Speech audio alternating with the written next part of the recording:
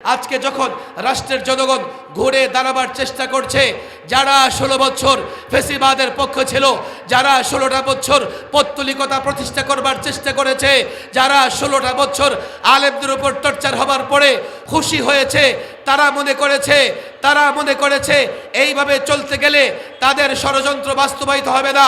সুতরাং এই বাংলাদেশকে অস্থির করবার জন্যে পরিকল্পিতভাবে নৈরাজ্য সৃষ্টি করা হচ্ছে। এই বাংলাদেশে আলেম ওলামাদের আবারও টর্চার করবার জন্যে পরিকল্পিতভাবে নৈরাজ্য সৃষ্টি করা হচ্ছে। আল্লাহর কসম করে বলি, আমরা শান্তিকামী, তবে কোনো সন্ত্রাসীকে ছেড়ে কথা বলবো না। আমরা তো পরিষ্কার বলি, কার ভয় দেখাও, কার ভয় দেখাও, ট্রাম্পের ভয় দেখাও, কার ভয় দেখাও, নরেন্দ্র মোদীর ভয় দেখাও। এই ছাত্র জনতা 5ই আগস্টে পরিবর্তন এনেছে, ট্রাম্পের উপর ভরসা করে নয়। 5ই আগস্ট পর্যন্ত রক্ত দিয়েছে, আন্দোলন করেছে, কসাই মোদীকে পরোয়া করে নাই। আল্লাহর কসম করে বলি, ছাত্র জনতা যেই আসুক না কেন, তাগুত, পৌত্তলিক, কাফের, বেঈমান, এই বাংলাদেশে যদি যে কেউ আগ্রাসন চালায়, এই বাংলাদেশের ভূমিতে কেউ যদি সাম্প্রদায়িক সম্প্রীতি নষ্ট করে দেশে নৈরাজ্য পরিস্থিতি সৃষ্টি করবার চেষ্টা করে, আল্লাহর কসম এই জাতি ঐক্যবদ্ধভাবে তা মোকাবেলা করবে।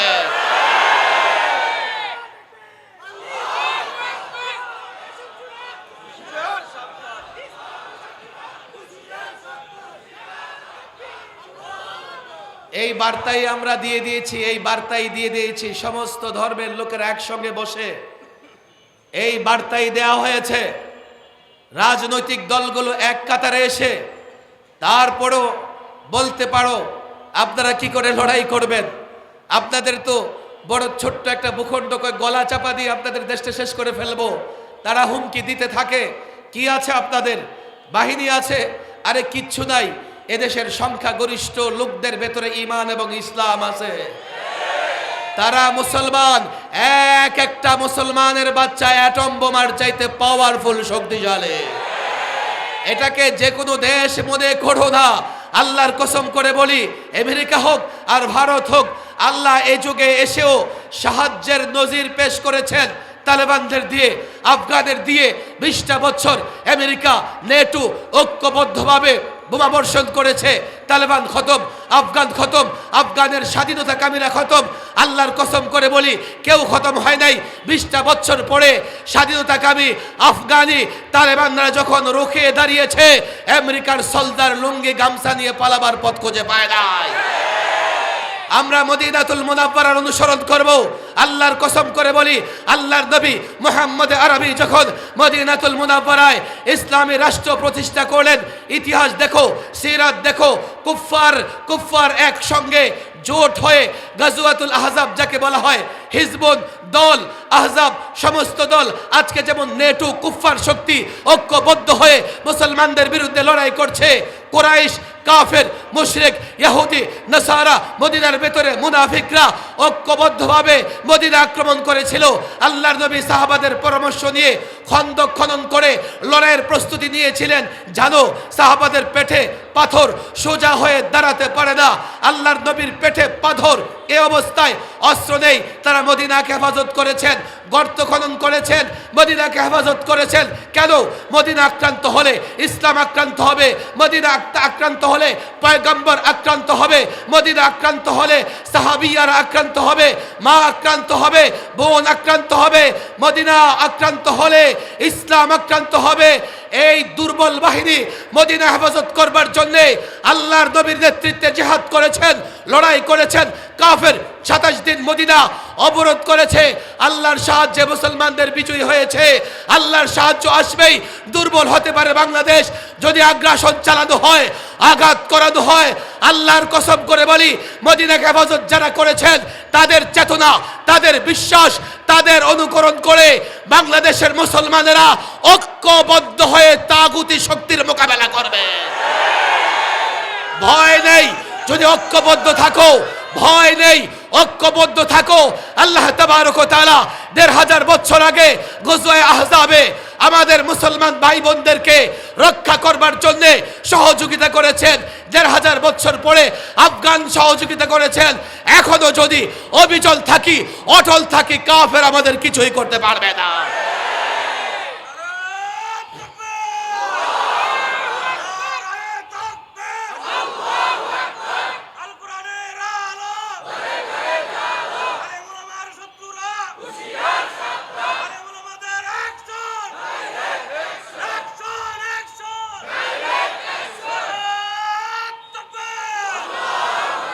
গত দুদিনে বাংলাদেশে বড় ধরনের দুটো প্রোগ্রাম হয়েছে। ওয়াজ মাহফিলের প্রোগ্রাম নয়। পরশুদিন অন্তর্বর্তীকালীন সরকারের প্রধান উপদেষ্টার নেতৃত্বে সমস্ত রাজনৈতিক দলগুলো নিয়ে একটা মিটিং হয়েছে। আর গতকাল বাংলাদেশের শীর্ষ ওলামায়ে কেরাম এবং নানা ধর্মের ধর্মগুরু যারা, তাদেরকে নিয়ে প্রধান উপদেষ্টার অফিসে আরেকটা মিটিং হয়েছে। রাজনৈতিক দলগুলো নিয়ে কেন মিটিং করা হয়েছে এবং সব ধর্মের নেতৃত্বকে নিয়ে কেন মিটিং করা হয়েছে? দেশে এই তো কিছুদিন আগে একটা ইমার্জেন্সি সিচুয়েশন তৈরি হয়ে গিয়েছিল। অনেক যুবক এখানে আছেন, মাদ্রাসার ছাত্ররা এখানে আছে। আমরা যদি এই সিচুয়েশন পরিস্থিতি সম্পর্কে না জানি, সজাগ না থাকি, সচেতন না হই, যখন আক্রান্ত হয়ে যাব তখন কিছুই করার থাকবে না।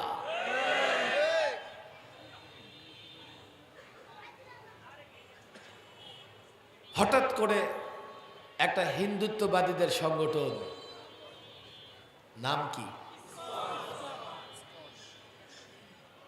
এই সংগঠন আগেও বাংলাদেশে টুকটাক অকারেন্স করেছে। এবার হঠাৎ করে যেই আদালতে মানুষ ন্যায় বিচারের জন্য যায়, নিরাপত্তার জন্য যায়, যে আইনজীবী মানুষের অধিকারের জন্য আদালতে আর্গুমেন্ট করে, মুভ করে, লড়াই করে, এমন একজন আইনজীবীকে আদালত চত্বরে নির্মমভাবে হত্যা করে এই সংগঠন জানান দিয়েছে যে তারা কতটা উগ্র, কতটা আগ্রাসী এবং কতটা দেশদ্রোহী।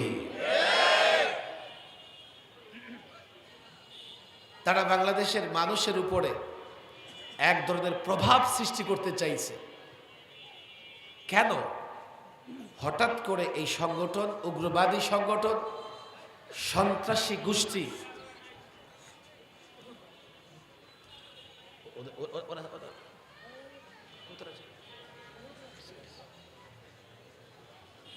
এখানে থাকো, আর কাউকে এদিক দিয়ে ঢুকতে দেওয়ার দরকার নেই।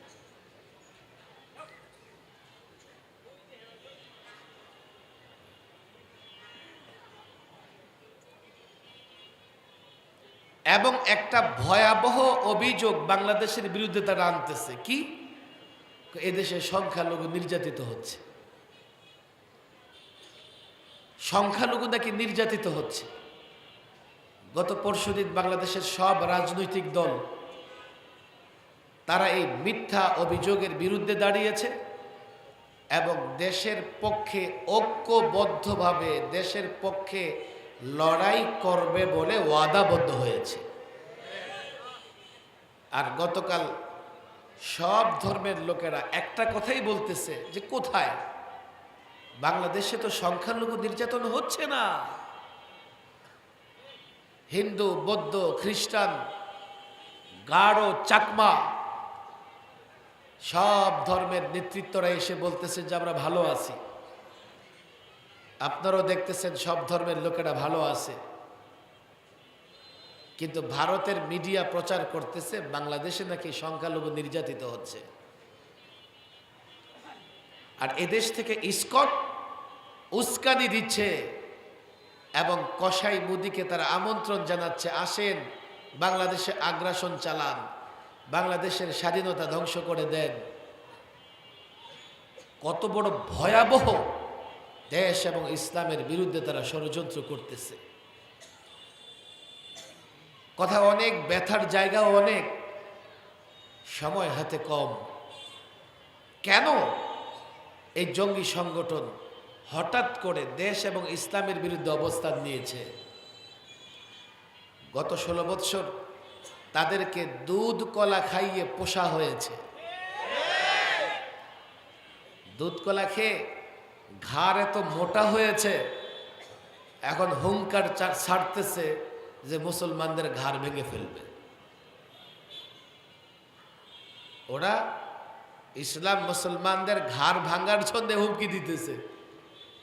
কেন? 16 বৎসরের দুধ কলা খেয়ে এতটা ঘাড় মোটা হয়েছে, এখন নিজের শক্তি আর নিয়ন্ত্রণ করতে পারতেছে না।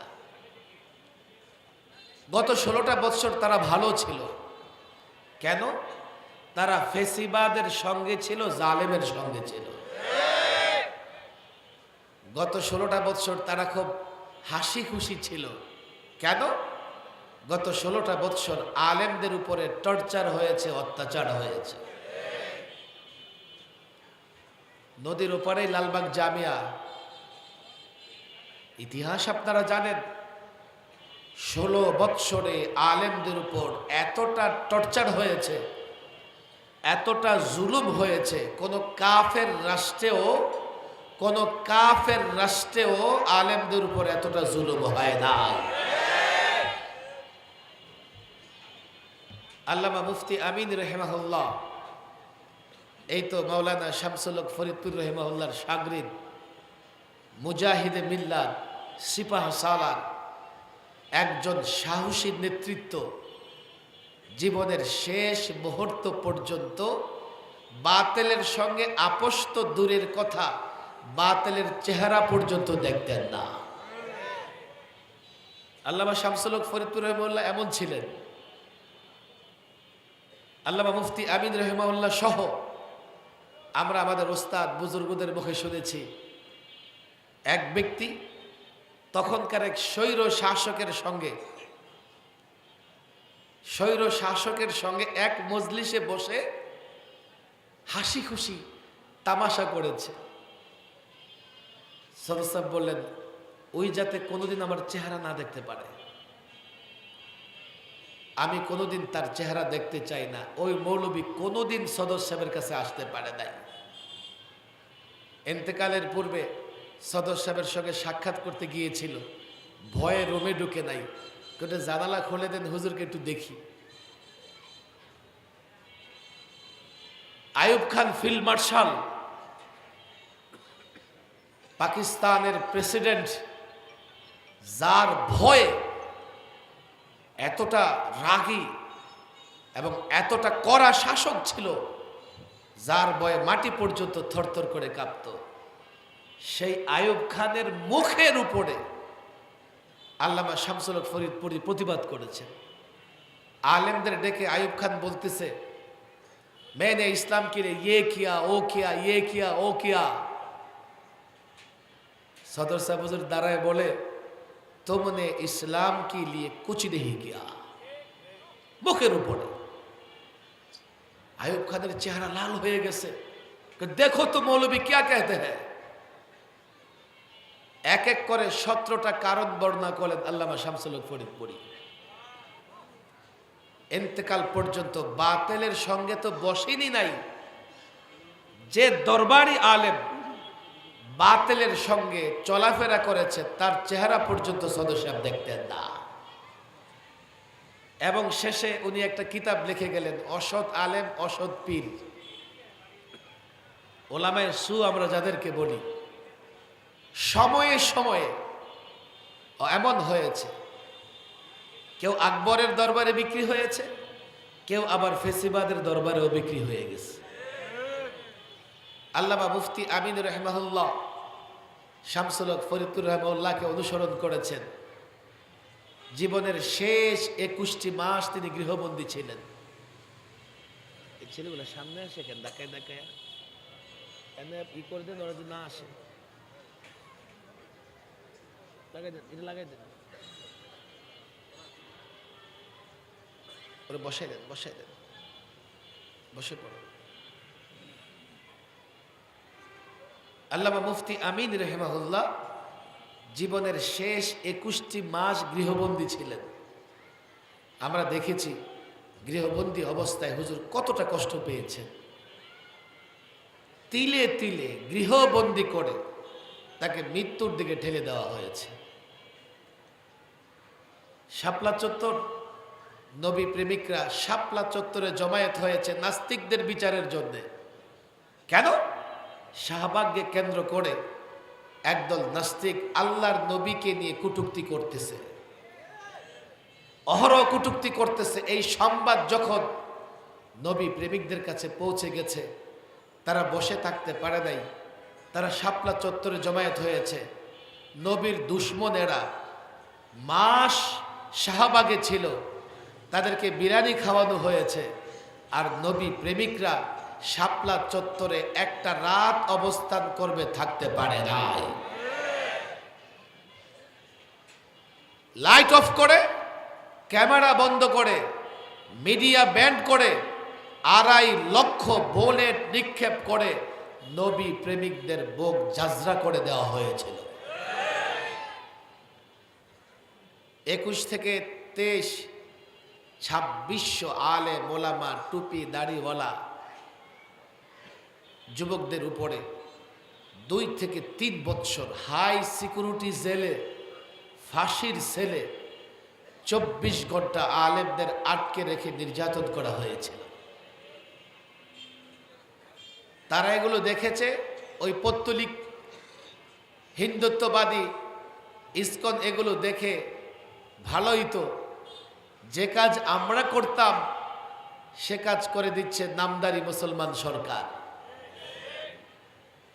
সবচাইতে বেশি জুলুম সহ্য করেছে ওলামায়ে কেরাম। তখন তারা মুচকি হেসেছে এবং খুব ভালো লাগতো তাদের কাছে। গত 16 বছরে ইসলাম, ইসলামী তাহজিব, তামাদ্দুন এতটা ক্ষতিগ্রস্ত হয়েছে, ইংরেজ আমলেও এতটা ক্ষতিগ্রস্ত হয় নাই। ওলামায়ে কেরাম এখানে আছেন, ইংরেজ আমলেও মসজিদে ইমাম নিয়োগ দিলে তার যোগ্যতা দেখা হতো। আর ফেসিবাদের আমলে মসজিদের ইমাম নিয়োগ দেওয়ার সময়ও লক্ষ্য করা হতো সে ফেসিবাদের দালাল কিনা। আরে ভাই, তুমি যেই দলই করো, মসজিদে যাও নামাজ পড়তে, ইমাম যদি যোগ্য না হয় তো তোমার নামাজের কি হবে?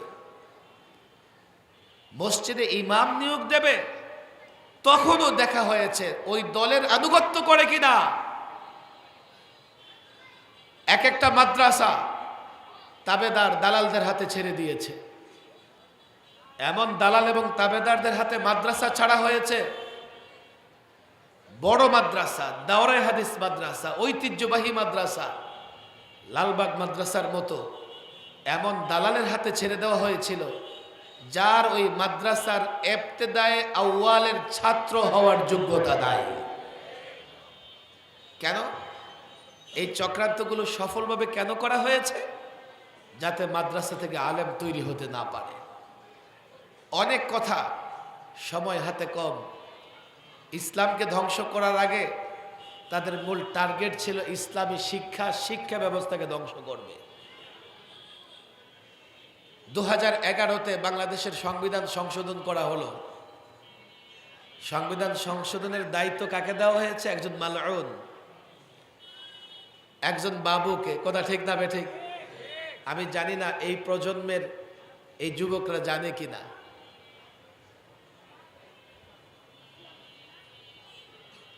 আমার ছাত্র যারা হয়তো 12 বছর আগে, তাদের ছাত্রত্বই শুরু হয় নাই।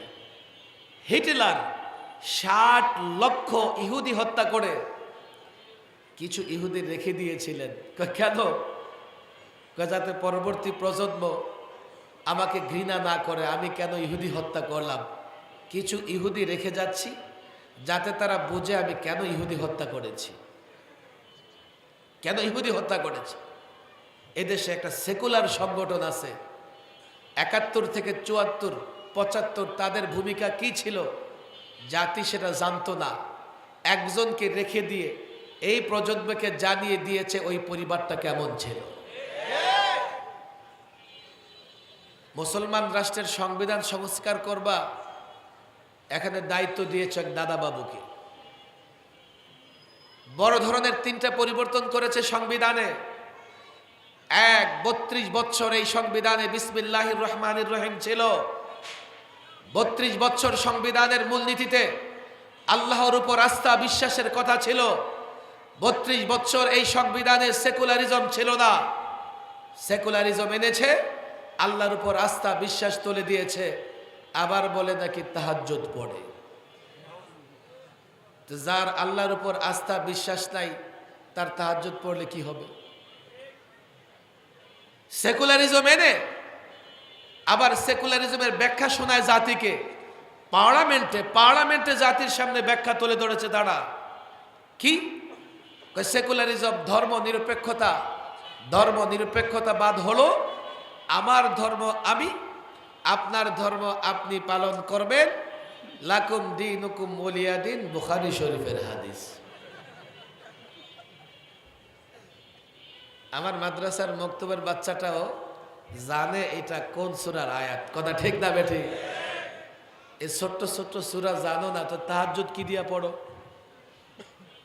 আবার কোরআন শরীফ পড়ো তো ছোট্ট সূরাগুলা মুখস্থ করতে পারলা না, কোরআন শরীফ কেমনে পড়ো? একজন বলে, হুজুর আমি ঘন্টায় 100 বার আয়াতুল কুরসি পড়ি। হুজুর তো গায়ে আরে মাথা খারাপ দেখি, 5 ওয়াক্ত নামাজের পরে 5 বার আয়াতুল কুরসি পড়তে পারি না, আর উনি ঘন্টায় 100 বার আয়াতুল কুরসি কেমনে পড়ে? ভাইরে আপনি ঘন্টায় আয়াতুল কুরসি 100 বার কেমনে পড়েন? হুজুর কেমনে পড়ে মানে? কুরসি কুরসি কুরসি কুরসি কুরসি কুরসি কুরসি। কুরসি মানে কি? চেয়ার। বলেন কি? আরো জোরে বলেন। কুরসি মানে কি? সকালবেলায় কোরআন শরীফ পড়ে উঠে মানে হলো সকাল থেকেই জপতে থাকে কুরসি কুরসি, গদি যেন ঠিক থাকে, গদি যেন নষ্ট না হয়। কি কোরআন শরীফ পড়ে? আমি ছাত্রদের বলি, দেখো আমাদের ছেলেদের এখন নানাভাবে মেজাজে বিক্ষিপ্ততা এসছে। আগে যেমন আমরা আমাদের আকাবিরদের একেবারে একনিষ্ঠভাবে পদাঙ্ক অনুসরণ করতাম, এখন আমাদের ছেলেরা ঠিক একনিষ্ঠভাবে মিস্টার অ্যান্ড্রুয়েটের অনুসরণ করে। ছাত্ররা বলো কথা ঠিক না বেটে? আগে আমরা ওস্তাদের অনুসরণ করতাম, এখন ছেলেরা মিস্টার মোবাইলের অনুসরণ করে। তাদের মেজাজ এবং জ্ঞানে বিক্ষিপ্ততা এসছে। আমি তোমাদেরকে বিশেষ কোনো নির্দেশনা দেব না, কথাগুলো বুঝবার চেষ্টা করো। তোমরা সংবিধান নিয়ে পড়াশোনা করো।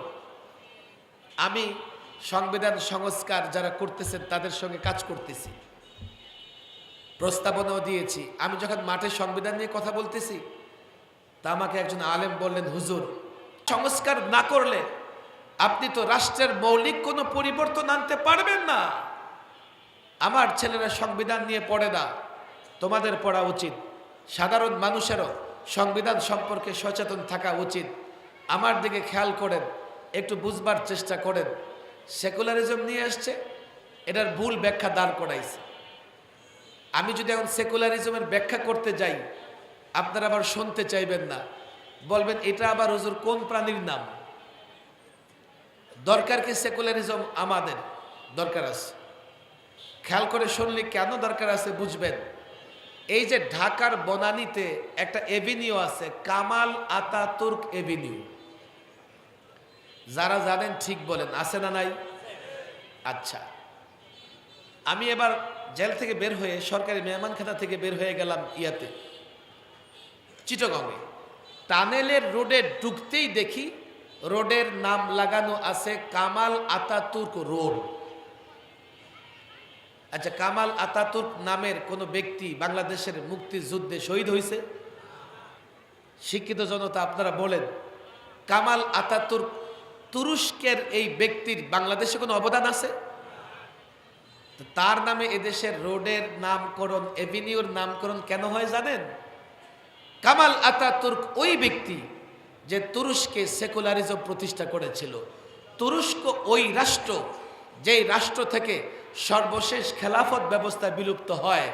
ওসমানী খেলাফত বিলুপ্ত হবার পরে কামাল আতাতুর্ক ইউরোপ থেকে সেকুলারিজম এনে তুরস্কে প্রতিষ্ঠা করলেন, পুরা তুরস্ককে সেকুলার রাষ্ট্র বানিয়ে ফেললেন।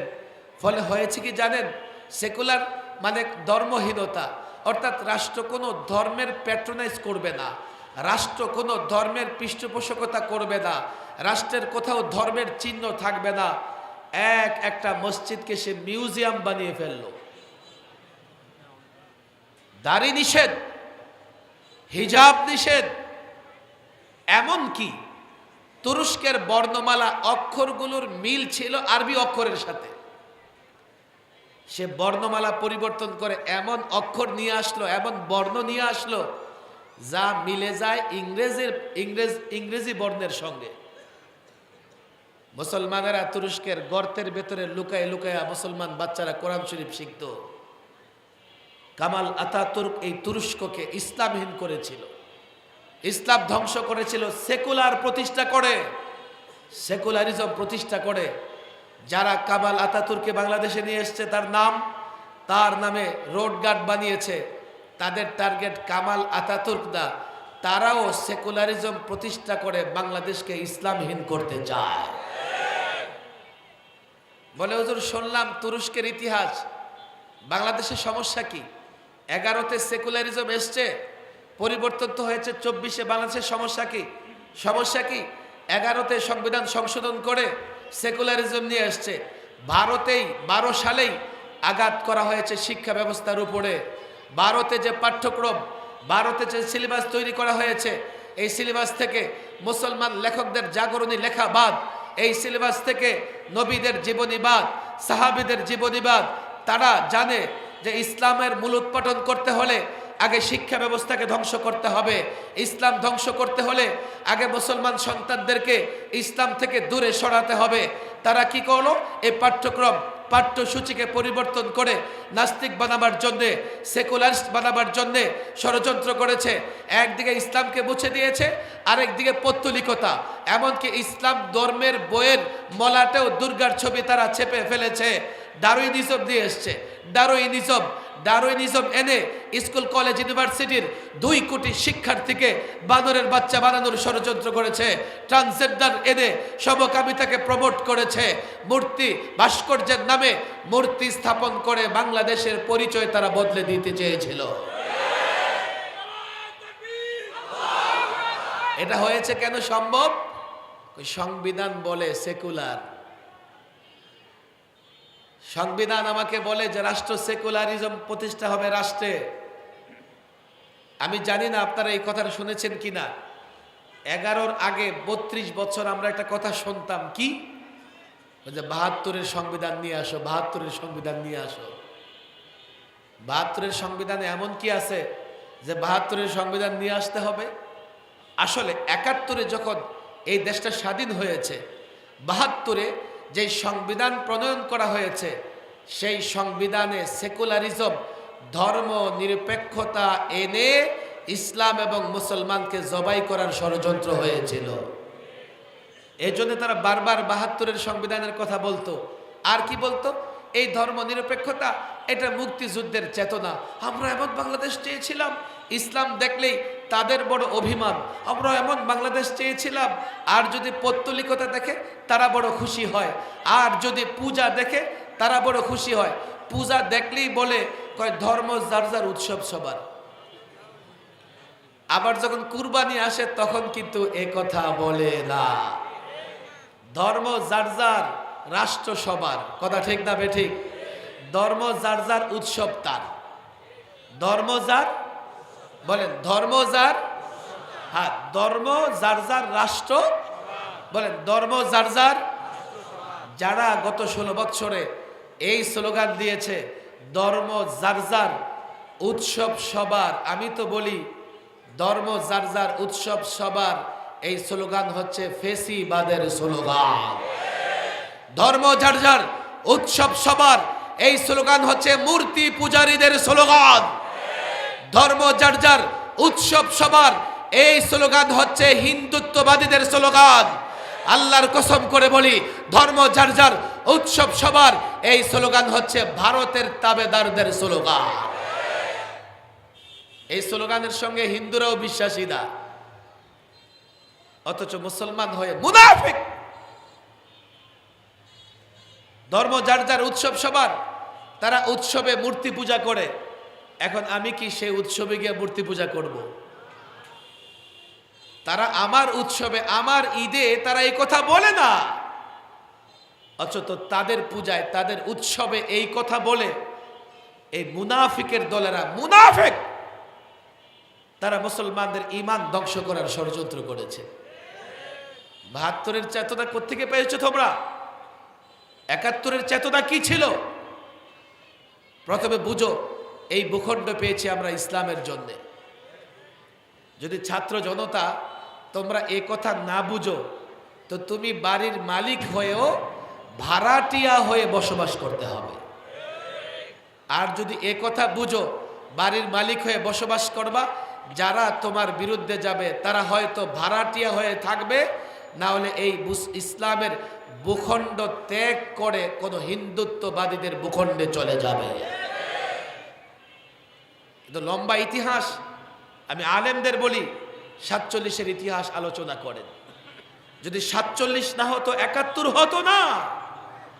আমি যদি ৪৭-এ একটা ভূখণ্ড না পেতাম, ৭১-এ আমি এই মুক্তিযুদ্ধ করে তো এই ভূখণ্ডকে স্বাধীন করতে পারতাম না। ৪৭-এ যদি আমি ক্যালকাটা কিংবা আসামের সঙ্গে হয়ে দিল্লির অধীনস্থ থাকতাম, ৭১-এ দিল্লিকে পরাজিত করে বাংলাদেশ স্বাধীন করতে পারতাম না। ৪৭-এ ভূখণ্ড পেয়েছি ইসলামের কারণে। ৪৭-এ ভূখণ্ড পেয়েছি কোরআন সুন্নাহ প্রতিষ্ঠা করব বলে মুসলিম শাসক রাজনীতিবিদরা একটা ভূখণ্ড চেয়েছিলেন। এই তো নদীর উপরে বড়কাটার মাদ্রাসা, এই বড়কাটার মাদ্রাসা, লালবাগ মাদ্রাসার বাণীদের অন্যতম একজন মাওলানা জাফর আহমদ উসমানী ৪৭-এ এই পূর্ব পাকিস্তানে স্বাধীনতার পতাকা উড্ডীন করেছিলেন। আর পশ্চিম পাকিস্তানে কে? মাওলানা জাফর আহমদ উসমানী। এই ভূখণ্ডটা আলেম এবং মুসলিম রাজনীতিবিদরা এই জন্যেই আমার কথা বুঝবার চেষ্টা করেন। আমি চ্যালেঞ্জ করে বলি, শিক্ষিত সমাজ যদি প্রমাণ করতে পারেন, আমি ভুল বলছি, সারা জীবন নতজানু হয়ে থাকবো, কিন্তু প্রমাণ করতে পারবেন না, এটাই বাস্তবতা। ৭১-এ রাষ্ট্র স্বাধীন হয়েছে। দেখেন, আমার এই ভূখণ্ড ইসলামের জন্য স্বাধীন হয়েছে। ৫২-এর ভাষা আন্দোলন, সেখানে সেকুলারিজম ছিল না। ৬ দফার ভেতরে সেকুলারিজম ছিল না। ৬৯-এর গণ আন্দোলন, সেকুলারিজম ছিল না। ৭০-এর নির্বাচনে সেকুলারিজম ছিল না। ৭১-এর মুক্তিযুদ্ধে সেকুলারিজম ছিল না। এদেশের মুক্তিযুদ্ধে যারা শহীদ হয়েছেন, যারা লড়াই করেছেন, ৯৯.৯৯ ইসলাম ধর্ম মানে, ইসলাম পালন করে মুসলমান। হতে পারে কারো ঈমান দুর্বল, হতে পারে কারো আমল দুর্বল, কিন্তু আপনারা দেখেন না ৭১-এর আগে এক এক নেতা যখন বক্তৃতা করেছে, বিসমিল্লাহ বলেছে, আল্লাহর নাম নিয়েছে, ইনশাআল্লাহ বলে বক্তৃতা শেষ করেছে। তাহলে সেকুলারিজম কেন আসবে? নেতা যখন ইসলামের স্লোগান দেবে, নেতা যখন ইসলামের পক্ষে কথা বলবে, ইনশাআল্লাহ বলবে, মুক্তিযোদ্ধারা যদি আল্লাহর উপর ভরসা করে লড়াই করে থাকে, সেকুলারিজম কেন আনবে? আমি বলি, ৭১-এ আমরা রাষ্ট্র পেয়েছি, সব কিছু করেছে মুসলমানরা। ৭২-এ সেকুলারিজম এনে সেই মুসলমানদের ঈমান বিশ্বাস ধ্বংস করবার ষড়যন্ত্র হয়েছে। ৭৫-এ ইতিহাস খতম, নতুন একটা ইতিহাস শুরু। এরপরে ৭৯-তে সংবিধান সংশোধন করে মানুষের আশা আকাঙ্ক্ষার প্রতিফলন ঘটাবার জন্যে সংবিধানের শুরুতে বিসমিল্লাহ, মূল নীতিতে আল্লাহর উপর আস্থা বিশ্বাস এবং সেকুলারিজম বাদ দেওয়া হয়েছিল। ৩২টা বছর এই সংবিধানে বিসমিল্লাহির রহমানির রহিম এবং আল্লাহর উপর আস্থা বিশ্বাস ছিল। বুঝবেন কেন 11তে এগুলো বাদ দেওয়া হয়েছে, যাতে এই রাষ্ট্রকে তারা পৌত্তলিক রাষ্ট্রে পরিণত করতে চায়। এক, ওলামারা টর্চার হয়েছে, ইসকন সন্ত্রাসীরা খুশি হয়েছে। কথা ঠিক না বেঠিক?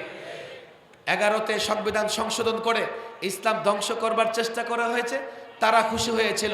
আজকে ওলামায়ে কেরাম মর্যাদা নিয়ে মাঠে বক্তৃতা করতেছে, পারমিশন লাগে না, কথা বলতেছে। আজকে ওলামায়ে কেরাম স্বাধীনভাবে চলতেছে, কোর্টে হাজিরা দিতে হয় না, মিথ্যা মামলায় হয়রানি হতে হয় না। আজকে এই সংবিধান সংশোধন করে আমরা দেশের মানুষের আশা আকাঙ্ক্ষার প্রতিফলন ঘটাবার জন্য নতুন সংবিধান চাচ্ছি। আজকে পাঠ্যপুস্তক আজকে শিক্ষাক্রম সংশোধন করে এই জাতির মুসলমানদের ঈমান হেফাজত করবার চেষ্টা করা হচ্ছে।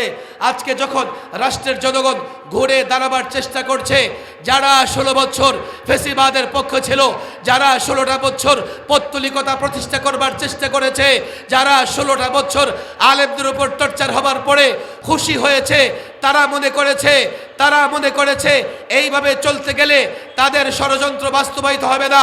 সুতরাং এই বাংলাদেশকে অস্থির করবার জন্যে পরিকল্পিতভাবে নৈরাজ্য সৃষ্টি করা হচ্ছে। এই বাংলাদেশে আলেম ওলামাদের আবারও টর্চার করবার জন্যে পরিকল্পিতভাবে নৈরাজ্য সৃষ্টি করা হচ্ছে। আল্লাহর কসম করে বলি, আমরা শান্তিকামী, তবে কোনো সন্ত্রাসীকে ছেড়ে কথা বলবো না। আমরা তো পরিষ্কার বলি, কার ভয় দেখাও, কার ভয় দেখাও, ট্রাম্পের ভয় দেখাও, কার ভয় দেখাও, নরেন্দ্র মোদীর ভয় দেখাও। এই ছাত্র জনতা 5ই আগস্টে পরিবর্তন এনেছে, ট্রাম্পের উপর ভরসা করে নয়। 5ই আগস্ট পর্যন্ত রক্ত দিয়েছে, আন্দোলন করেছে, কসাই মোদীকে পরোয়া করে নাই। আল্লাহর কসম করে বলি, ছাত্র জনতা যেই আসুক না কেন, তাগুত, পৌত্তলিক, কাফের, বেঈমান, এই বাংলাদেশে যদি যে কেউ আগ্রাসন চালায়, এই বাংলাদেশের ভূমিতে কেউ যদি সাম্প্রদায়িক সম্প্রীতি নষ্ট করে দেশে নৈরাজ্য পরিস্থিতি সৃষ্টি করবার চেষ্টা করে, আল্লাহর কসম এই জাতি ঐক্যবদ্ধভাবে তা মোকাবেলা করবে।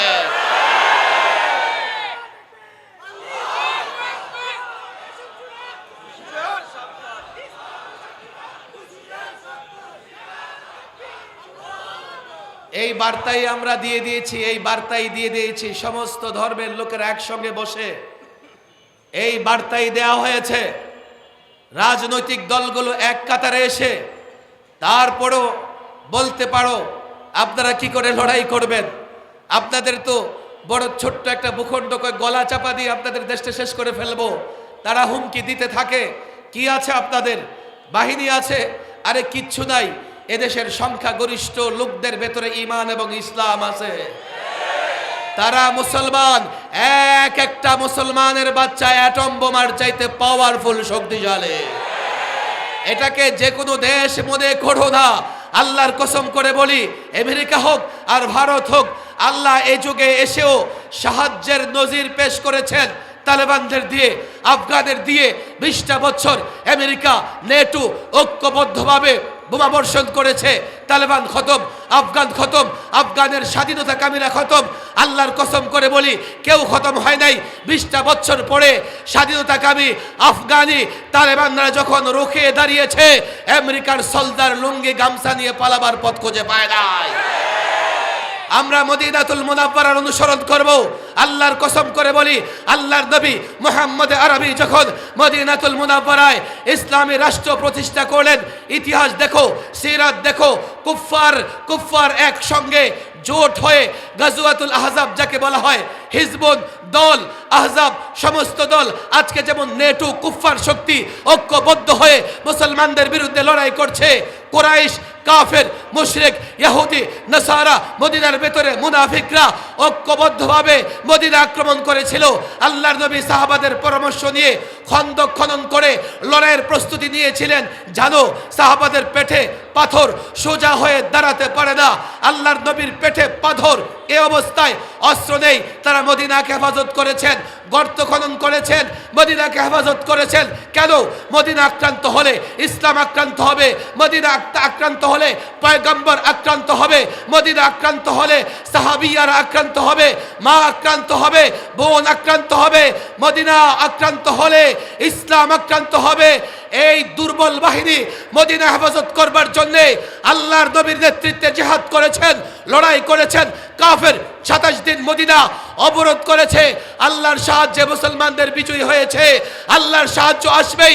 দুর্বল হতে পারে বাংলাদেশ, যদি আগ্রাসন চালানো হয়, আঘাত করানো হয়। আল্লাহর কসম করে বলি, মদিনাকে হেফাজত যারা করেছেন, তাদের চেতনা, তাদের বিশ্বাস, তাদের অনুকরণ করে বাংলাদেশের মুসলমানেরা ঐক্যবদ্ধ হয়ে তাগুতি শক্তির মোকাবেলা করবে। ভয় নেই। যদি ঐক্যবদ্ধ থাকো, ভয় নেই, ঐক্যবদ্ধ থাকো। আল্লাহ তাবারক ওয়া তাআলা ১৫০০ বছর আগে গজওয়ে আহজাবে আমাদের মুসলমান ভাই বোনদেরকে রক্ষা করবার জন্য সহযোগিতা করেছেন। ১৫০০ বছর পরে আফগান সহযোগিতা করেছেন। এখনো যদি অবিচল থাকি, অটল থাকি, কাফের আমাদের কিছুই করতে পারবে না।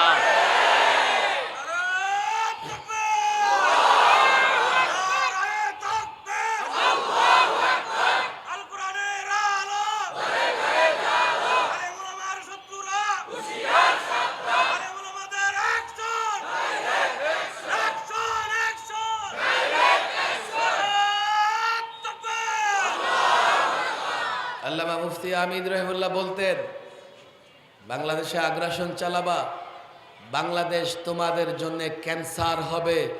বাংলাদেশে আগ্রাসন চালালে ভারত টুকরা টুকরা হয়ে যাবে।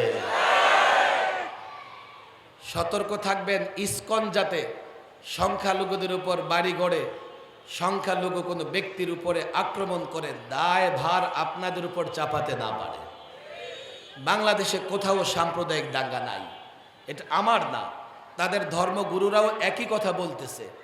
তার আরামে আছে, নিরাপদে আছে। শুধু আরামে নিরাপদে নয়, সংখ্যালঘুরা এদেশে জামাই আদরে বসবাস করে, অথচ সংখ্যালঘু নির্যাতনের অভিযোগ এনে এই কসাই মোদিকে আগ্রাসনের পথ দেখাইতেছে। কথা ঠিক না বেঠিক? আল্লাহ তাবারক ওয়া তাআলা এই রাষ্ট্রটাকে হেফাজত করুন ইনশাআল্লাহ। ইনশাআল্লাহ যে কোনো আগ্রাসনের মোকাবেলায় সবার আগে মাদারেসে কওমিয়ার ছাত্র শিক্ষকরা দাঁড়িয়ে যাবে ইনশাআল্লাহ। তাদের সঙ্গে যারা মহব্বত রাখে মুসল্লিরা দাঁড়িয়ে যাবে, এই যুবকরা দাঁড়িয়ে যাবে, যুবকরা দাঁড়িয়ে যাবে, মুসলমান যুবকরা যে কোনো আগ্রাসনের মোকাবেলায় সামনে থাকবে ইনশাআল্লাহ। এই ছাত্র জনতা 5ই আগস্টে তারা লড়াই করে বিজয় ছিনিয়ে এনেছে। যে কোনো আগ্রাসী শক্তির মোকাবেলায় লড়াই করে আবারও আমরা ইনশাআল্লাহ বিজয় ছিনিয়ে আনবো। আল্লাহ তাবারক ওয়া তাআলা দেশটাকে হেফাজত করুন। আল্লাহ তাবারক ওয়া তাআলা মাদ্রাসা মসজিদ হেফাজত করুন। আমরা ঐক্যবদ্ধ থাকবো। দেশের প্রশ্নে আমাদের ভিতরে যেন কোনো বিরোধ না থাকে, ইসলামের প্রশ্নে আমাদের ভিতরে যেন কোনো বিরোধ না থাকে। সতর্ক থাকবো।